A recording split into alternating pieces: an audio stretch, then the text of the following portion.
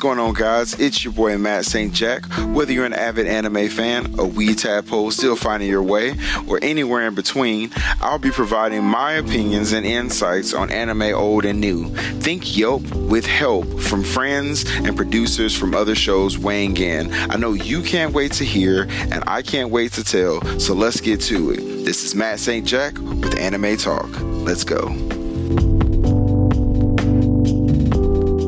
I'm Bo Maddox. I'm Ian Harper.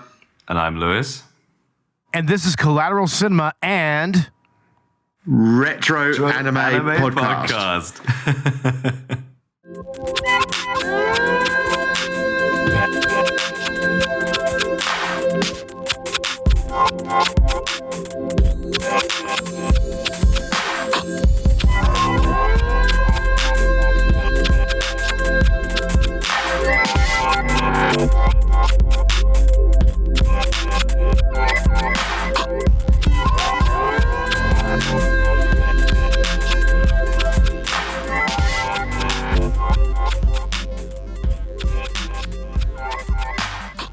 welcome to a special anime edition of Collateral Cinema, the only movie podcast that matters, where we focus on good movies, bad movies, and everything else in between in the world of cinema. We're podcasting straight from somewhere in South Texas. And yes, my friends, we are a 420 friendly podcast. So whatever you have, be it dabs, blunts, bongs, or joints, smoke it if you've got it. And I would like to welcome once again our friends Ian and Lewis from the Retro Anime Podcast. How are you guys doing? Doing great, my friend. How are you? Yeah, doing good, Bo. Doing good. Excellent, excellent. Happy to be back. Oh, yes, definitely. Good to have y'all back. And what have y'all been up to lately on the show? Oh, you take the floor, E. So we managed to get one more podcast out at the end of the year. We had a good start to the year. Got quite a few out, and then both of us kind of got quite busy, and unfortunately, kind of through the second half of the year, we didn't put much out. But yeah, we managed to get one more out where we kind of looked at a load of kind of alien and thing themed anime that all got released in a very short period of time. So we did things like Lily Cat and Hell Target. Yeah, wild ones. Yeah, that's an interesting little kind of subgenre almost. Anime influenced by The Thing. Like that's kind of cool. Yeah, it was something else. They're all uniquely terrible, and also there's actually, which one was the best? I think Lily Cat was the best. We agreed. Lily Cat's the best. Yeah, definitely. Yeah, Lily Cat's definitely the standout. Yeah, that's cool. Definitely. And we have you here today to talk about a specific anime that honestly is kind of near and dear to me in many ways, and that is Project A-ko. This is an old school anime that is a little more than it meets the eye, I kind of feel. Definitely, yeah. I went in blind to this, so I really had to piece this together. Yeah, I first saw this 30 years ago. Oh, yeah. Same here. I remember first seeing this anime on back in the day on the Sci-Fi Channel, back when it was a little more independent. And back in the day, they would show pretty much all the good old stuff, like Akira, Vampire Hunter D. They would show Bubblegum Crisis, and they would show all the Project A-ko movies. And it's kind of stuck with me all these years. And then I finally found a copy of all three movies on DVD, and I was just like, oh yeah, I got to get that, you know. But this particular anime, it kind of feels like it literally feels like two different shows put together, right? Yeah. I would say, go carry on. You take the floor. No, you go ahead, Lou. Oh, lovely, thank you. So I definitely, because I went in blind, the intro really threw me off. I thought we were going to get some sort of like cosmic mystery, and I was locked in, and I was thinking, yes, all right, this is a great hook. I'm here for it. And then it very, very quickly, I was like, oh, wait, hang on a second. Because as soon as it got into this like other story, I was like, wait, which one's the real story? And then I realized it's all about Eiko, Biko, and Seiko. I know it. It kind of feels like space battleship Yamato for a little bit, you know, or Yamamoto, or however you pronounce it, or like Macross at first, you know. Well, it feels like we're gonna get like some kind of space opera in a way. I mean, Macross is one of the, you know, so this film kind of parodies, you know, and sort of pastiches so many other anime, and Macross is, you know, so the city that they live in, you know, is Macross City. You know, if it's how the Macross came to Earth. You know, it was an alien spaceship that crashed, and then, you know, the Macross is the center of Macross City, you know, in the crater that it formed. So, you know, there's all those kind of things, like I say, Harlock, Yamato, you know, Fist of the North Star, Creamy Mammy. You know, it's just you know, there's just so many little sort of nods to this and that in it. Yeah, it's almost like Excel Saga, but without the crack, kind of. If you know what I mean. Because it has a really interesting kind of history, Project Eiko. So it was meant to be the third episode of a hentai series called Cream Lemon. What? And it, you know, and it spun out into its own thing, because you can really clearly see some of those sort of ecchi hentai elements in it.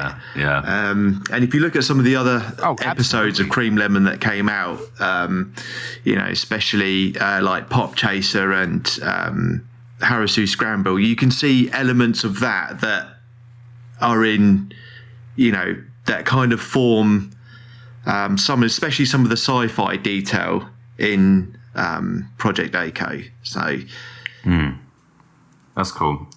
Yeah. And I mean, as far as the scenes with Eiko, Biko, and Seiko, I mean, it literally feels like if you just took the sci-fi elements out of this, it would just be its own standalone story and everything. Yeah, it's uniquely. I'm trying to think. I was going to compare it to another anime, but I forget which one. What's another anime that this reminds me of? But I mean, I definitely see the Fist of the North Star influences, mainly with the really muscular. With Mari. Like Marie, and also the one spy lady that's spying on them. Oh yeah, D. Yeah, D. Yeah. I mean, that's kind of an interesting little flourish in its own right. Like, the most masculine-looking characters in this entire anime are both female. Yeah. You know, and they definitely do. They almost look like JoJo characters in a way, or Fist of the North Star.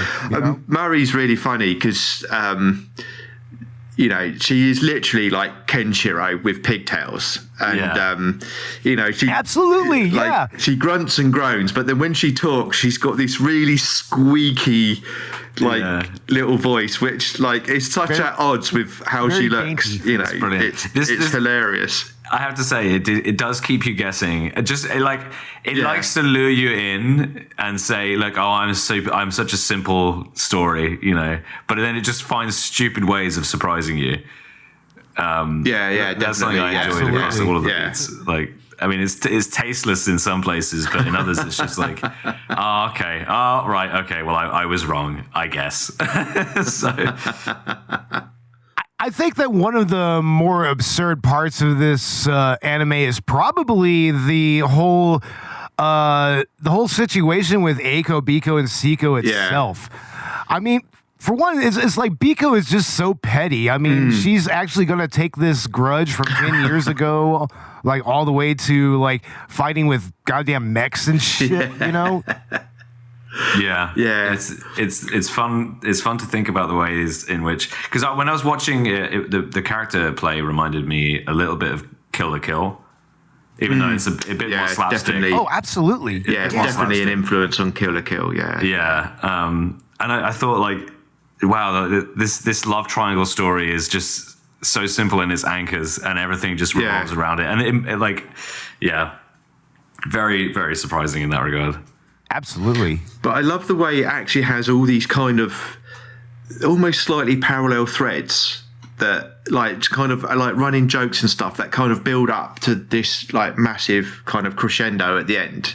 Because like the whole thing with like, and it's just full of tropes and like visual things that you've just seen 1,000 times, but it kind of just, it's done in a way that it feels fresh. Because like the whole joke with Dee when she's first standing and like Aiko and Seiko like knock him over, and then every time he does it you see like Dee's clothes get like more torn, and she's got more bandages on her, and you know, and you know, and it's just like a gag which just carries on through the whole film, and just kind of, you know, it's just like little details like that. And when it does the flashback to where Biko kind of hatred of Aiko comes, you can see Aiko, there's a bit where they're drawing on the ground and she scribbles really hard and opens up a hole in the ground, so it's like this, you know, this super strength was always, you know, it's just brilliantly like full of little details, you know. It lures you in because you're like, oh, you're assuming all the time, like, how has he not figured it out that Aiko's the one he's looking for? And then it's like, oh wait, they were after Seiko the whole time. Oh god.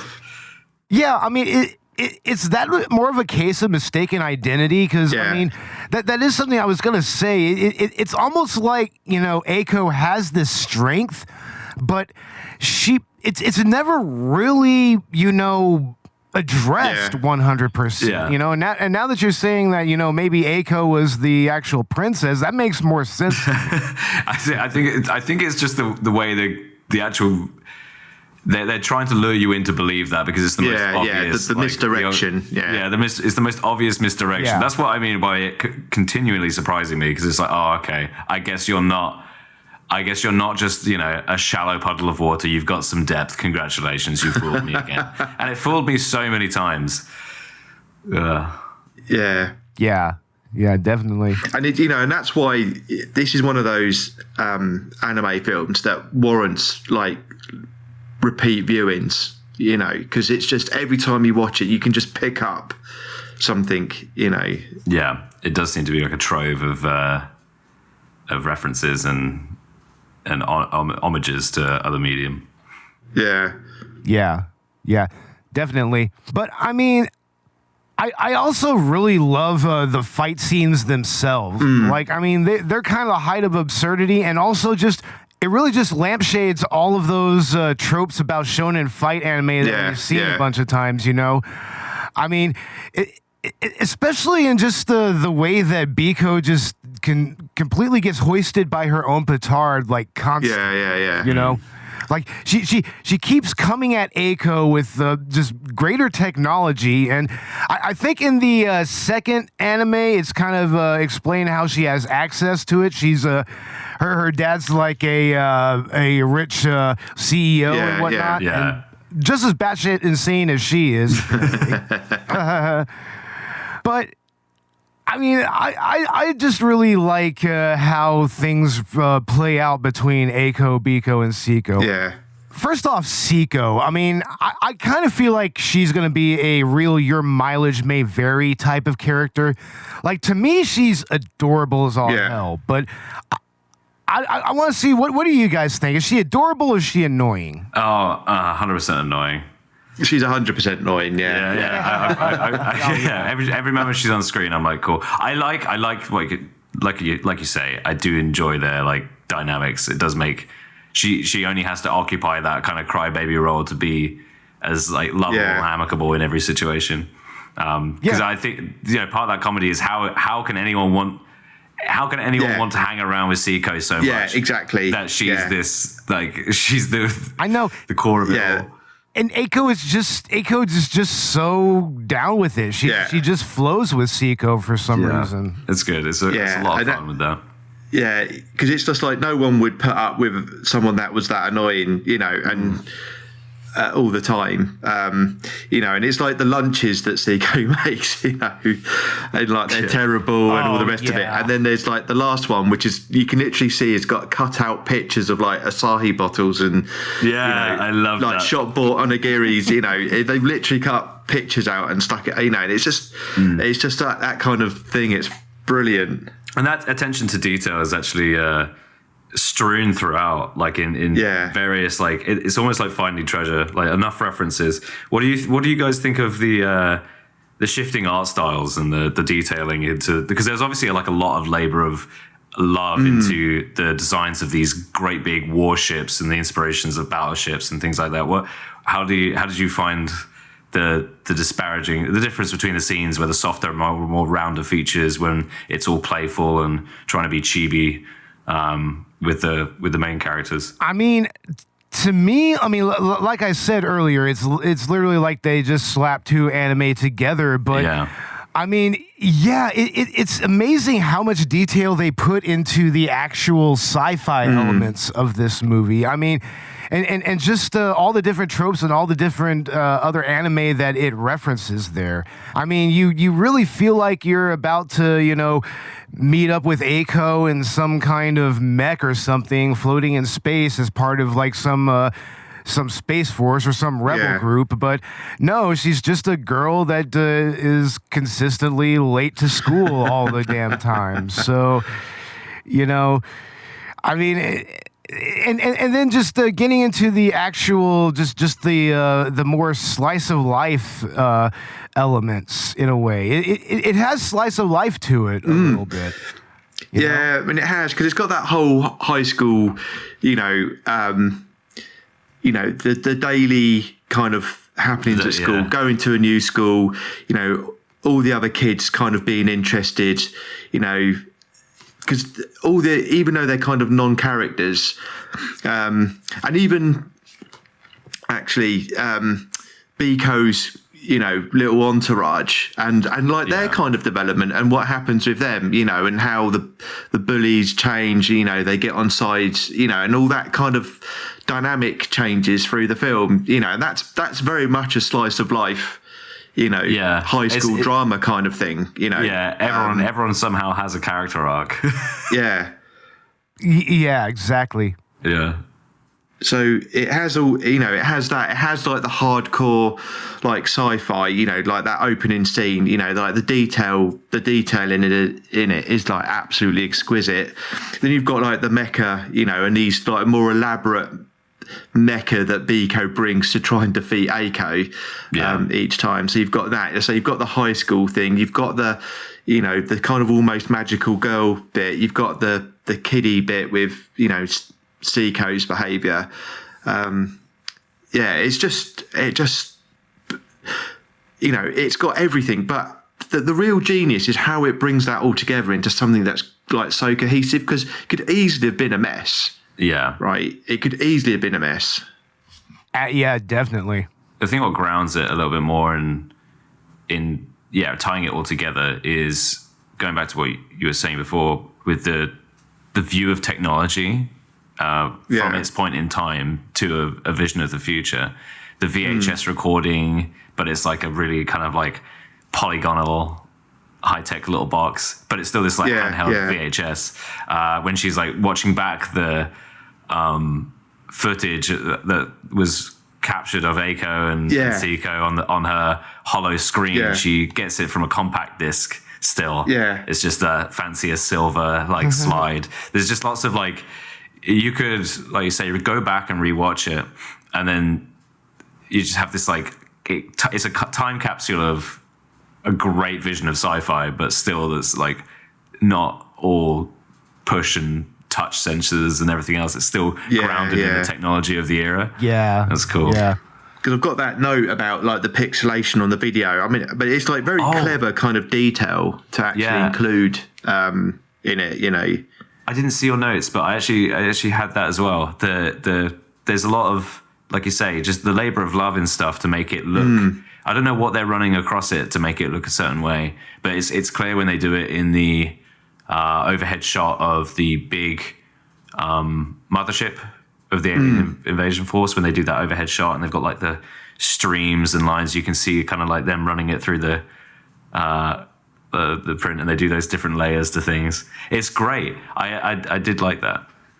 Oh yeah, definitely. And I mean, let's talk about the actual quote unquote alien force that's coming that invades Earth. I mean, like I said, it does have shades of Macross a little bit, but also maybe a little bit Robotech, right? I haven't seen Robotech. Describe it to me. Well, okay. Robotech is Macross, really. Oh, It is pretty much Macross. I mean, yeah, it's all kind of the same thing. Mo Speeder and Southern Cross in it, so yeah. Yeah. So I mean, there's only so much variation there, you know. But I mean, it's just so lovingly adapted in many ways, you know. But I also just like how it's juxtaposed with something like I'm watching on the screen. You have this cartoonish flashback and everything, where you have the Chibi, Seiko, and Eiko. You know, I mean, it feels like this entire anime is just a love letter to the genre in so many ways. Yeah, it absolutely is. It really, really is. You know, it's everything that, you know, the animators and the creators liked, and just morphed it all together. yeah, super high detailed ships. Carry on. Yeah. I was going to say, because it's like some of the things, you know, they're saying about, the alien force. What makes me laugh as well is like, is the main, the captain of the commander of the ship. You know, he's just got to be on the booze all the time. But then all his, it's the outfits of all the bridge bunnies and stuff. You know, like I say, that's where you can see that kind of hentai background to it. You know, it's just hilarious. Absolutely. Yeah. I like how his alcoholism gets worse as the movie goes on, because it's always cutting to him. He starts off with a glass of wine, and then it's full blown liquor from the bottle by the end. It's just a really good gag. Oh yeah, I mean, yeah. He's just completely sauced by the end. I mean, I kind of wonder if that's referencing a specific character in anime. I mean, I guess there's only so many ship captains in anime. Maybe I don't know.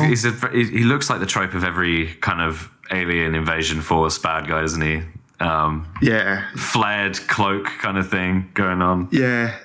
I mean, he's definitely like inspired by Harlock. You know, his coat cape thing is is Captain Harlock. Yeah. I don't know. For some reason, I kind of thought of like maybe like one of the Jiraiyan ships from Tenchi Muyo a little bit. You know, kind of, sort of, or maybe like Kagato from that series. Not I've not seen much Tenchi Muyo, to be honest. I wouldn't be able to comment on that one. Oh man, y'all gotta watch Tenchi Muyo. That's another interesting anime that really takes a slice of life and just smashes it together with harem and sci-fi tropes. I've seen GXP Tenchi Muyo. That's the only one I've seen of that. Oh, GXP is very silly though. It's almost like a more exaggerated version of Tenchi Muyo. Yeah, so I highly recommend that y'all at least track down the OVAs and watch that. That's actually primo stuff. That honestly, if you like Project Eiko, you'll really like Tenchi Muyo. Okay. Because it kind of feels very similar. Interesting. Definitely ought to put that on the list then, Yeah. I do like the moment when she kind of like flies up to see the ship for the first time. It's like, oh, okay. The joke is that it's a penis. Yeah. Oh, absolutely. Yeah. It's totally phallic. You know. Yeah. You've humiliated me once too often, Eiko. Revenge is sweet, sweet, sweet, and you, Eiko, are going to die.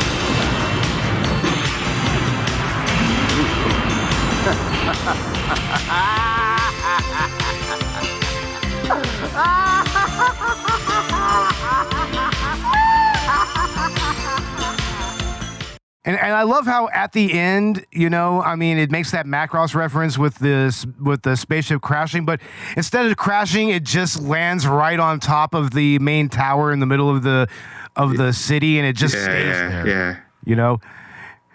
And then all the aliens' force is like unemployed now. They're trying to make ends meet all of a sudden on a different planet, and I think that's kind of brought up in the second movie as well. I didn't really get a chance to watch it again, but I think that they have many of those same characters in it.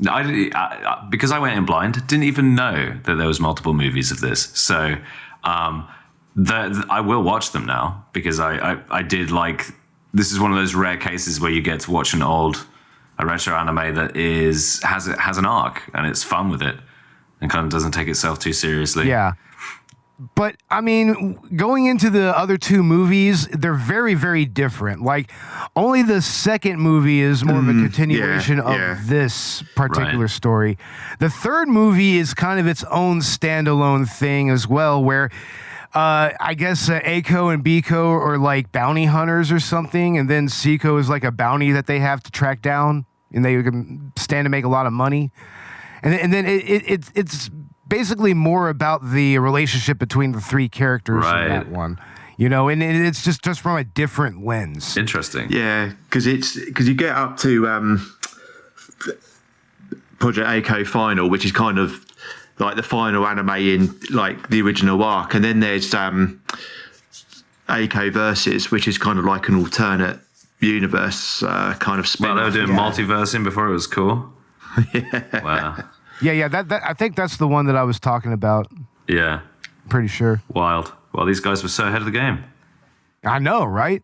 But I think it's really interesting as well because it's like it's kind of interesting how it picks up on like things that were popular as well. Like because Fish of the North Star was really pervasive, and kind of penetrated all sorts of things. There's various like mecha shows like Dragonar and SPT Laser, which you can see there's characters in it that are clearly and groups of characters and stuff that are clearly influenced by Fist of the North Star.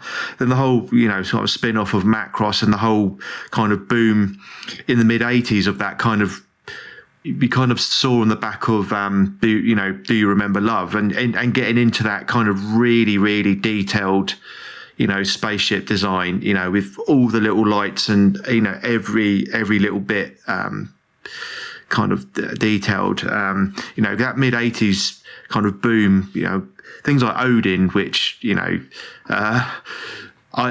reviewed in our very first episode, but it's I quite like it. It's a bit of a kind of Marmite film for people, but the animation, the detailing is exquisite. So it was in that kind of boom of that detail, that kind of thing, so it's interesting how it kind of soaks up, although that really big cultural sort of early to mid 80s boom in like especially sci-fi and growth in anime again, and kind of soaks it all up to create this very, very unique, because parodying hadn't really been done up until that point. There was nothing that occurred to me, and I kind of looked some stuff up, and it hadn't really been done like Eiko before.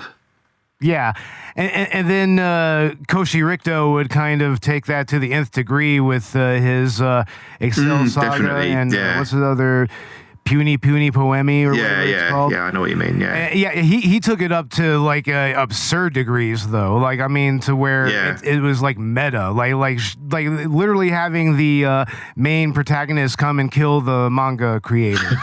That kind of. I mean. But here I would say the parody is a little more subtle in many ways. It's still very ha funny, but at least starting off it's a little more subtle, and then when you get to the end scene with the battle with the invading force, it kind of plays a lot of things straight. It doesn't compromise its own story. does it? I mean, I guess. Like, I mean, like for the sake of the references, I mean, you're going to say something here. Sorry. Yeah. I was. What was I going to say? I can't remember now. Thought popped out of my head as fast as it popped in. Okay. Well, I would add that the references. I think I would have not have gotten all of them, but it does feel like there's something for everyone anyway. And there's even more for people who are deeply vested, like you say, in the era of that boom era. Plenty of things soaked up that make it special in lots of different places, because that's kind of like they get me, I feel seen, that's I know that reference, I get that reference, but it adds to the story that you're witnessing as a funny quip, but doesn't distract from where it's going itself and the beats it's going through. Now, the reference in things, that's kind of, it's quite interesting, because like, when I saw it first, like, anime was still really new in the UK. Like, we had like a few magazines out and stuff. So when you saw it, like the only one that I picked up immediately was Fist of the North Star, because the movie had come out, a couple of years beforehand. But some of the other ones, it didn't pick up. And it wasn't until kind of watched it again and again later on, and you go, that's that. That's that, Yeah. It's rewarding. Yeah, it is. So it is like, as you say, it's really rewarding, because it like, that's kind of, and it rewards you on repeat viewings, because as as you see stuff and you learn more and you pick the stuff out, then you pick the reference up, and it just enhances your enjoyment of the film, I think. Yeah. I maybe got like 3 or 4 references, and since talking to you guys here about it, there's 5 or 6 that I've been told about and informed of. So that discovery is something else. Yeah. It kind of makes me feel like maybe this particular anime would be ripe for maybe a remake or something like that, because it would be kind of interesting to see how they would play with a lot of the tropes that you see in anime nowadays. Like, now, of course, that means they would probably be some kind of send up of isekai or something. Yeah. But Yeah. But it would be kind of interesting to see what an anime like this would do with the state of anime culture today. Yeah, there's got to be definitely. someone has to be making this. Surely, it feels like too much of an opportunity. Absolutely, yeah. I mean, they just brought back Yuritse Yatsura not too long ago. I mean, absolutely, yeah. We could totally bring something like this back and just make it a send up of what modern anime is nowadays. Yeah. I mean, if you think about everything that's happened in the 38 years since it came out or whatever, it's things it could pull on Evangelion, Attack on Titan, as you say, all the light novel and isekai stuff, and it could have a field day with everything that's come out since. Oh, absolutely. I mean, I love for them to kind of take on something like Code Geass, even, which. Yeah, I mean that's a kind of a love-hate anime for me, and very tropey anime, and I would love to see an anime kind of do a send-up of that, But I mean, I think that this is an anime that really it's definitely had a little bit of an influence on modern anime. Like for instance, I heard one of y'all reference Kill la Kill. Yeah. Earlier on, and I could totally see Kill la Kill taking a lot from this anime, especially just from the whole premise of high school girls fighting over high school shit, pretty much. Yeah, ever increasing odds and like power scaling rapidly, working through ridiculous outfits. Yeah. Oh, yeah. Speaking of ridiculous outfits, what do y'all think about Biko's get up later on in the anime? I'm watching that scene where she reveals her. I guess it's like a Kamen Rider looking costume or something like that. Yeah. What do y'all think of that? With anything like that, I'm like, okay, it's of its era. I get it. Yeah, I get it. Yeah. Like, I look at it through a friendly lens, but it is one of those things I can laugh at. But it's the parts where it gets smutty, and I can see that where you're going. What you said now about its original hentai influence, it makes a lot of sense. Oh, definitely. Yeah, but the thing is, that whole Biko's outfit, that whole thing was like, if you look at a lot of anime that came afterwards, that kind of, I've seen it referred to as battle bikini thing, you know. Yeah, the battle bikini. I mean, you can see, like, right in that mid-'80s thing, like, you know, was kind of where it really started. And that episode of Cream Lemon, Heresy Scramble, and that came out, like, so they were probably, because that came out about a year before Project Eiko did, so probably in production kind of similar sort of time, made by the same production companies as well, you know, APPP.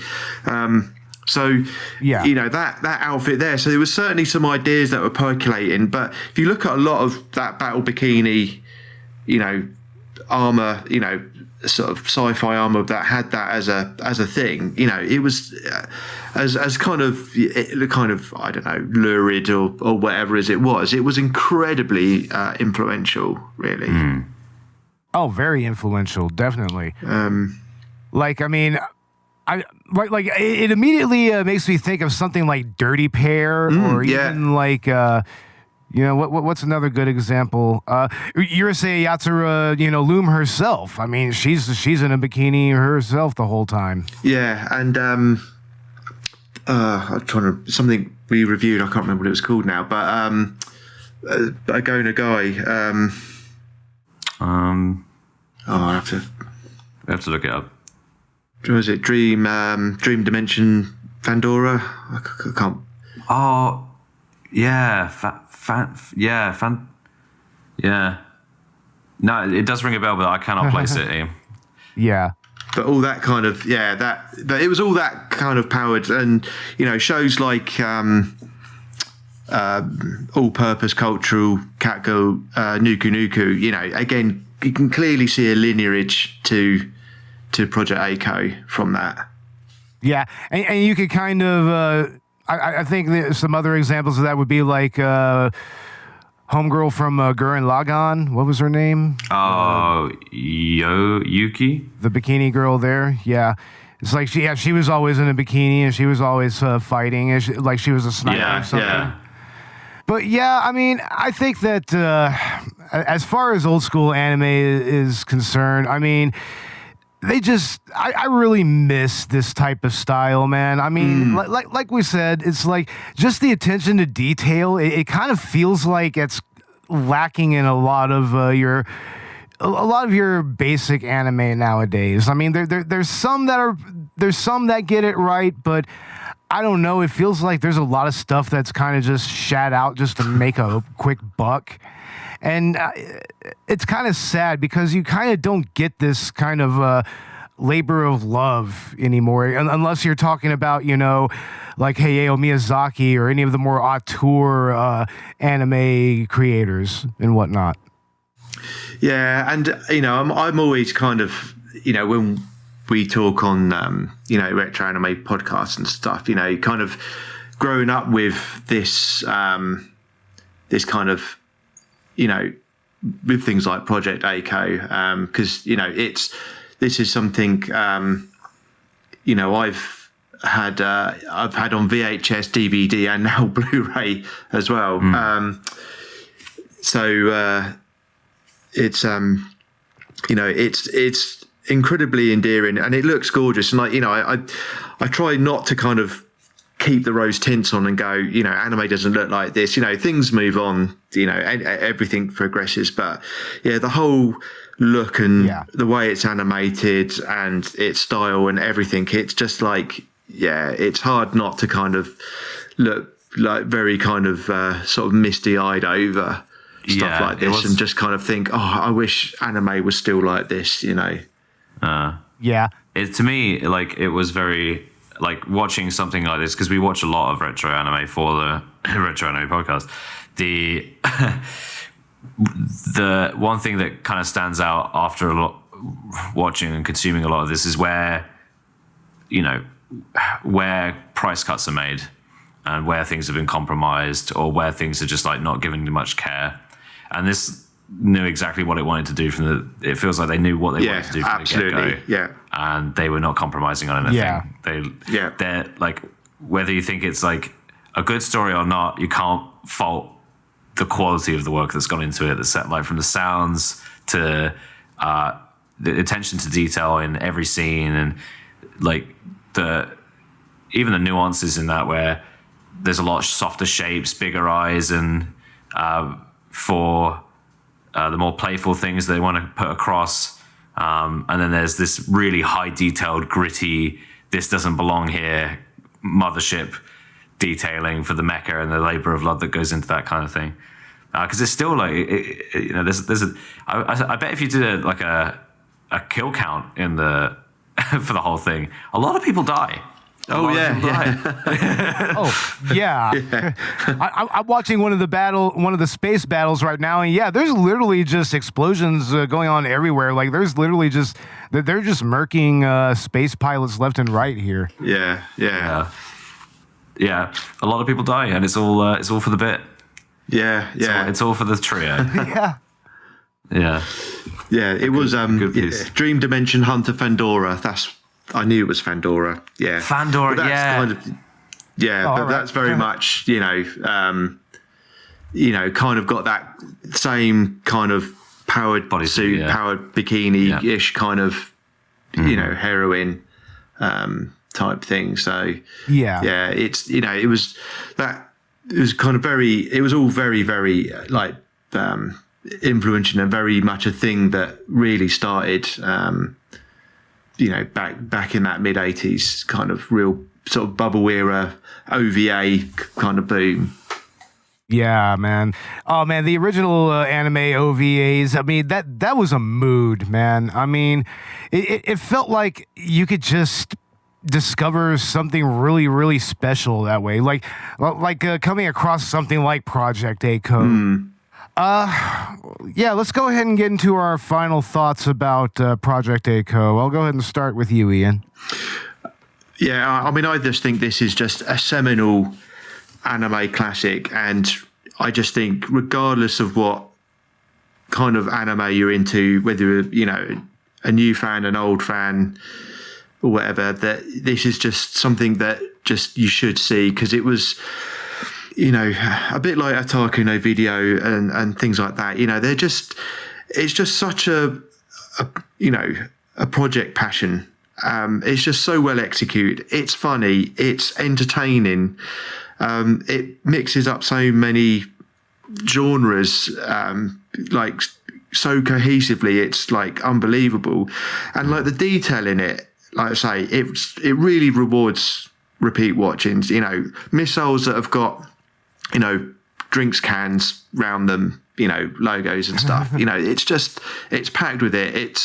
It's when people say a timeless classic, when you look it up in a dictionary, you'll see Project A-Co, Absolutely. Because watching it again yesterday, and it's just like, do you know what? I haven't watched it for a couple of years since I bought the Discotheque Blu-ray, which I will say, just looks gorgeous, and it looks magnificent in high definition, and it's just I've seen it countless times, and I never tire of watching it. It's just, it's almost perfection. Project A-Co. There you go. That's a glowing review for sure. Lewis, go ahead. Well, this one surprised me from the get-go. I didn't know what to expect going in. But it continually undermines your expectations. It does a great job of setting the stakes really highly in its opening scene, and then taking you on a completely different ride than you thought you were on. And it kind of it doesn't overcomplicate its plot by trying to run two. It has two stories going on, but its main thing is what would happen to this story. Yeah, this is the story that's going on, but what would happen if these three crazy characters just happened to barrel into that story? So it's really cohesive. It's slick. It's of its time, fascinating little capsule of pop culture and sci-fi culture. I think, like Ian says, it should be celebrated. For me, though, as a score, I would give it a 7 out of 10. Awesome. Hell yeah. And my final thoughts are just, you gotta kind of, get into old anime if you're into anime these days. I hate to be like the old man yelling at clouds here or whatever, but it's like y'all need to put some respect on some of these old anime's names. Definitely, yeah. Put some respect on something like this. This was just a labor of love in so many ways. It's a love letter to anime as a genre. And, it's still very watchable. The animation is crisp in so many ways. Like, even on my my potato-ass standard def DVD, it still looks amazing. So yeah, don't sleep on this, people. This is it's free to watch on Tubi. You can watch it very easily. It's not even that very long of a movie. It's like you can get through it in an afternoon and be done with your day, and you will have been rewarded with one of the more influential anime of its time. So yeah, definitely check it out. You would be richer for the experience. Mm-hmm. Yeah, because it's literally like 84 minutes or something like that. It's not even an hour and a half. So it's really easy to watch. It's a very tight movie. Very, very tight little movie. Indeed, agreed. But anyway, go ahead and plug your stuff, guys. Where can our listeners find you, and what's coming up with the Retro Anime Podcast in the future? Okay, so you can find us on Twitter at Retro Anime. You can find the podcast on pretty much everything. We host on SoundCloud, but you can find us on Amazon, Spotify, Apple. Most places our RSS feeds on there. So very easy to find just by searching for Retro Anime Podcast. Coming up. We've got, I've got a bit of a lineup. I was talking to Lewis about this. So, few things for this year. So, we're going to kick off a series called The Good, the Bad, the Ugly, sort of a trilogy. So, obviously, a couple of anime that are sort of really sort of stand out. A couple of sort of so bad they're kind of funny kind of thing, and then a couple of real doozies. They're so bad they are just really, really, really bad, unwatchable. So some really ugly anime for that one. Well, that's great. Yeah, I've got some doozies for you on that one, Lewis. Great. Well, I can't wait. We're going to do a thing about some of the anime made about Hiroshima. I want to do a Yoshikazu Yasuhiko kind of special as well. So yeah, we've got plenty lined up for this year. Nice. Awesome. All right. Very well. Very well. And as far as Collateral Cinema is concerned, our Indiana Jones Part 1 trilogy review is out now, and we will have Part 2 out within the next couple of days. We will have this episode out very soon, and we will be doing our anniversary episode where we review Takashi Miike movies, and we're doing Happiness of the Katakuris this time, so that's going to be a lot of fun. Also, check out Collateral Gaming. I believe that they just released their Legend of Zelda Origins episode. And, check them out. Check us out on Twitter, Instagram, and wherever you get your social media. Awesome. So, once again, guys, thanks for being on the show. I hope you all have a good day. Thank you. You too. Yeah, thank you very much for having us again. It's been great to come on and talk anime with you again, Bo. So hopefully again we'll do it again in the future. Absolutely. All right. And with all of that said, I'm Bo Maddox. I'm Lewis. I'm Ian Harper. And this has been Collateral Cinema and Retro Anime Podcast. Have a good day, and definitely check out Project Echo. Definitely do it. Definitely. Yeah. Worth it. Worth your time.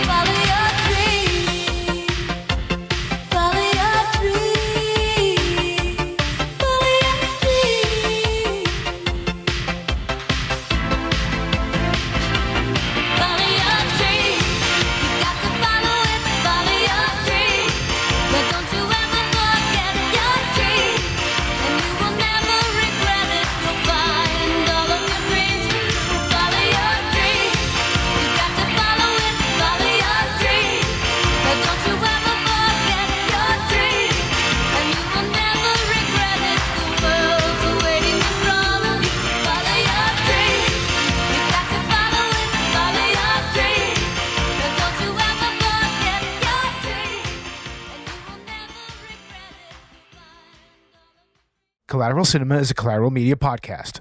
All music and movie clips are owned by the respective creators and are used for educational purposes only. Please don't sue us. We're poor.